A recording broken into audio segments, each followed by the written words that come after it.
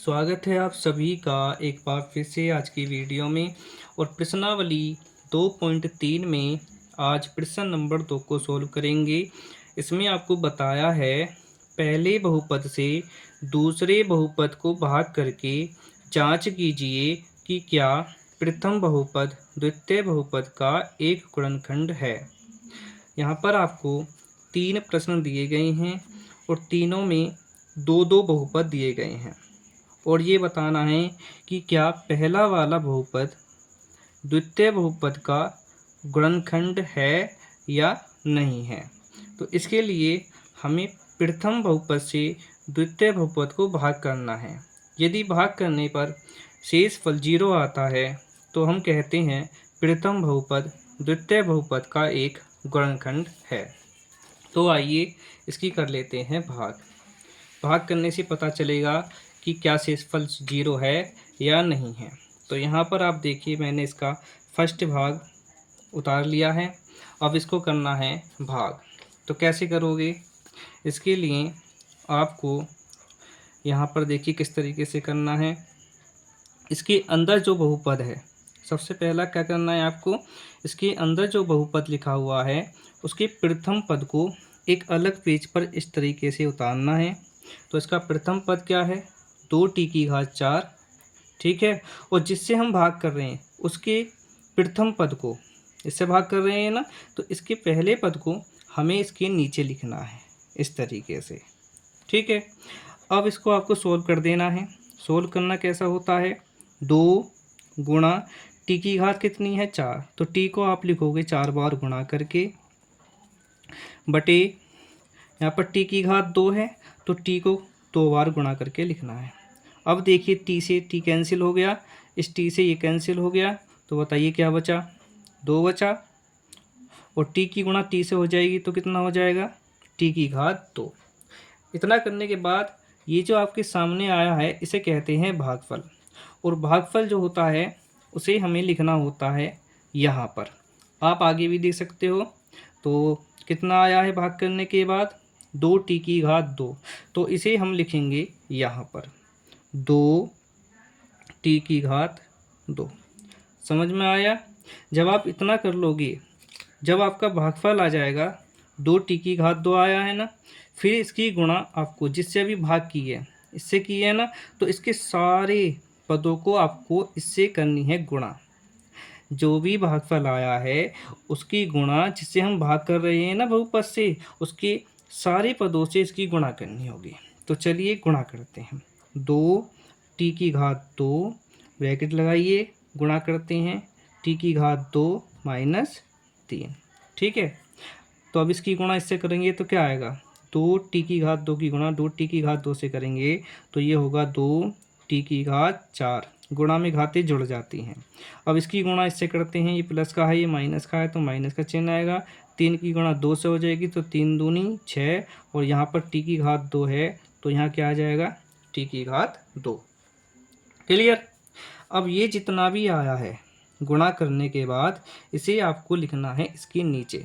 और एक बात ये याद रखनी है, जो जितनी घात है, जैसे यहाँ पर t की घात 4 है तो आपको जहाँ पर भी t की घात 4 वाला पद मिलेगा वहाँ पर ही इसे लिखना होगा। घात 2 वाला है तो घात 2 वाले के नीचे लिखना होगा। तो 2t की घात 4 है तो यहाँ पर लिखेंगे 2t की घात 4। और दूसरा पद क्या है, 6t की घात 2, इसे यहाँ नहीं लिखना क्योंकि ये घात 3 वाला पद है, तो हमें लिखना होगा t की घात 2 के नीचे कितना आया है, -6t की घात 2। इस तरीके से समझ में आया। जब इतना कर लोगे उसके बाद आप इन दोनों को घटाओगे। घटाने में पहले इस तरीके से लाइन खींचोगे, ठीक है। अब इसे घटाना है तो नीचे वाली जितने भी पद हैं इनके जो चिन्ह है वो चेंज हो जाते हैं। ये प्लस का है तो ये माइनस हो जाएगा, और ये माइनस का है तो कैसा हो जाएगा, प्लस का। अब यहाँ पर देखिए ये दोनों सेम हैं और उनके चिन्ह क्या हैं, अलग अलग हैं, तो इस तरीके ये क्या हो जाएंगे, कैंसिल हो जाएंगे, ठीक है। अब देखिए यहाँ पर है 3t की घात 3, इसके नीचे कुछ भी नहीं है तो ये वाला पद ऐसे ही उतर ही आएगा, 3t की घात 3। ये प्लस का है तो आप यहाँ प्लस लगा भी सकते हो, और नहीं लगाओगे तो भी कुछ नहीं होगा। और यहाँ पर देखिए माइनस 2t² है और ये है प्लस 6t²। अब ये माइनस का है और ये प्लस का है, तो अलग अलग चिन्ह की जब संख्याएं होती हैं तो वो घट जाती हैं, ठीक है। और चिन्ह लगाते हैं बड़ी संख्या का। तो 6 और 2, 6 बड़ी है ना, बड़ी संख्या 6 है तो इसी का तो चिन्ह आएगा, प्लस का आएगा। अलग अलग चिन्ह के तो घट जाएंगी, 6 में से 2 घटाइए 4t²। क्लियर। अब जितना भी है वो यहाँ पे आ जाएगा, इसके नीचे कुछ नहीं है तो ये ऐसे ही आ जाएगा 9t-12। जब आप इतना कर लोगे उसके बाद आपको दोबारा से इसमें भाग करनी है, और भाग जब तक करनी है जब तक कि इसकी घात जो शेष फल आता है जिससे हम भाग कर रहे हैं उससे छोटी ना हो जाए। तो देखिए इसकी घात अभी भी 3 है जो कि इससे क्या है, बड़ी है।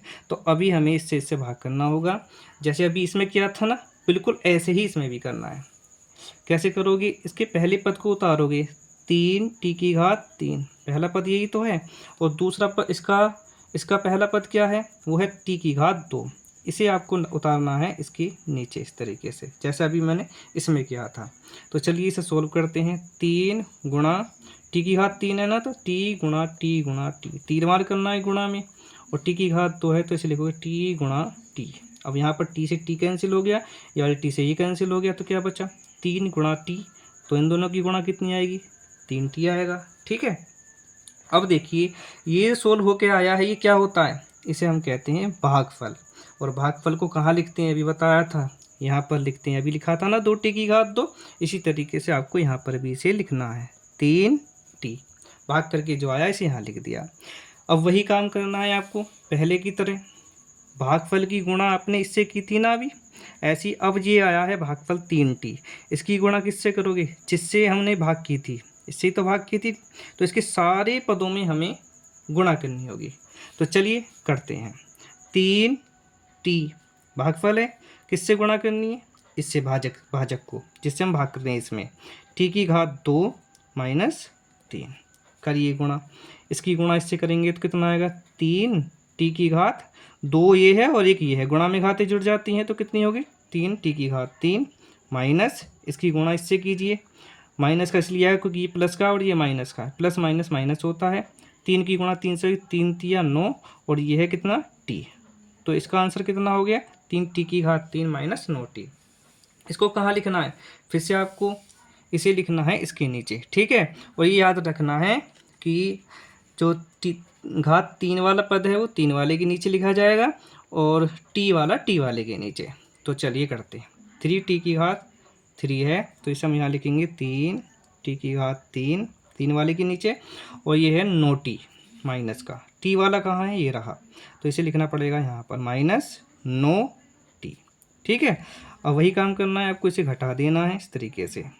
ये देखो सेम चिन्ह के हैं, घटाने में क्या होता है, नीचे वाली संख्या जितनी भी हैं, जो भी पद हैं उनके जो चिन्ह हैं वो चेंज हो जाते हैं। तो ये प्लस का है तो ये माइनस हो गया, ये माइनस का है तो ये प्लस का हो गया। अब देखिए सेम है और अलग अलग चिन्ह के तो ये कट जाएंगे। अब क्या बचा आपका, यहाँ पे इसके नीचे तो कुछ नहीं है तो ये तो ऐसे ही उतरने वाला है। यहाँ पर आप देखिए, यहाँ माइनस का नोट ही है, ये प्लस का नोट ही है, सेम है और अलग अलग चिन्ह के, तो ये भी कैंसिल हो गए। बताइए कितना रह गया, -12। अब आप देखो यहाँ पे t2 है और यहाँ पर t2 है, लेकिन अभी देखो ये छोटी नहीं हुई है ना इससे, जब तक ये छोटी नहीं हो जाती है तब तक हम इसमें भाग करते जाएंगे। फिर से हमें इसी की तरह भाग करना है जैसे अभी हम कर रहे थे।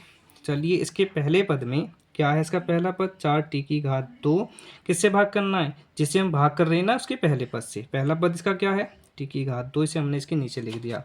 भाग करिए जल्दी से, 4t2 है तो t गुणा t अपॉन में t2 है, इसे भी t गुणा t लिख देंगे। t से t कैंसिल, t से t कैंसिल, क्या बच गया 4। ये क्या आ गया आपका भागफल, और भागफल कहाँ लिखा जाता है, यहाँ पर, ठीक है। 4 आ गया, 4 को यहाँ लिख दीजिए, प्लस का 4। अब वही करना है, फिर इसकी गुणा करनी है। भागफल की गुणा किससे करनी है, जिससे हम भाग कर रहे हैं इससे। तो चलिए गुणा करते हैं, 4 इसमें गुणा कर दिए t2 + 3, ठीक है। माइनस है, यहाँ पर माइनस लिखेंगे, ठीक है। तो चलिए गुणा करते हैं, 4 की गुणा इससे करेंगे तो 4t2, ये प्लस का है ये माइनस का है तो माइनस आएगा, माइनस प्लस माइनस होता है। 4 की गुणा 3 से करेंगे तो 4×3 = 12। इस टाइप से ये आ गया है। अब इसको कहाँ लिखना है, पहले की तरह ही लिखना है इसके नीचे। तो चलिए लिखते हैं। देखो टी की घात 2 है तो टी की घात 2 के नीचे लिखा जाएगा 4 टी की घात 2। यहाँ सादा संख्या है तो ये बिल्कुल सादा संख्या के नीचे लिखी जानी है माइनस का 12। अब आप लाइन खींचनी है और घटाते हैं, इसे घटाने में इनके चिन्ह चेंज हो जाएंगे। ये प्लस का है तो माइनस हो गया और ये माइनस का है तो प्लस का। अब आप देखिए ये प्लस और ये माइनस अलग अलग चिन्ह की संख्याएं हैं और सेम सेम है तो ये कट जाएंगी। इसी तरीके से ये भी माइनस की है, ये प्लस की है और ये एक जैसे हैं ना, तो ये भी कट जाएंगे और शेषफल क्या बचेगा 0। ठीक है। अब प्रश्न में आपसे क्या पूछा गया था, आपसे पूछा गया था कि क्या प्रथम वाला बहुपद द्वितीय बहुपद का गुणनखंड है। तो आप यहाँ पर देखिए शेषफल कितना आया 0। अगर 0 है शेषफल तो फिर ये इसका गुणनखंड है। तो आपको आंसर लिखना है क्योंकि इस तरीके से, क्योंकि शेषफल बराबर 0। ठीक है, इसलिए ये वाला बहुपद टी की घात 2 माइनस 3 किसका, इसका दूसरे वाले बहुपद का 2t की घात 4 प्लस 3t की घात 3 माइनस 2t की घात 2 माइनस 9t प्लस 12 माइनस 12 का क्या है, एक गुणनखंड है। तो देखा आपने, इस तरीके से इस क्वेश्चन को करते हैं। यदि 0 आता है शेषफल तो ये इसका गुणनखंड है और यदि शेषफल 0 नहीं आता है तो इसका गुणनखंड नहीं है। अब यदि वीडियो आपको अच्छी लगी हो तो इसे लाइक कर दीजिए, चैनल को सब्सक्राइब कर लीजिए और बेल आइकन को प्रेस कर दीजिए ताकि कोई भी वीडियो अपलोड हो तो उसका नोटिफिकेशन आप तक पहुंच जाए। और यदि आपको अभी भी समझ में प्रश्न नहीं आया है तो आप कमेंट कर सकते हैं, आप मुझसे पूछ सकते हैं तो मैं आपको बता दूंगा। तो चलिए नेक्स्ट वीडियो में फिर मिलते हैं अगले प्रश्न के साथ। तब तक के लिए थैंक यू।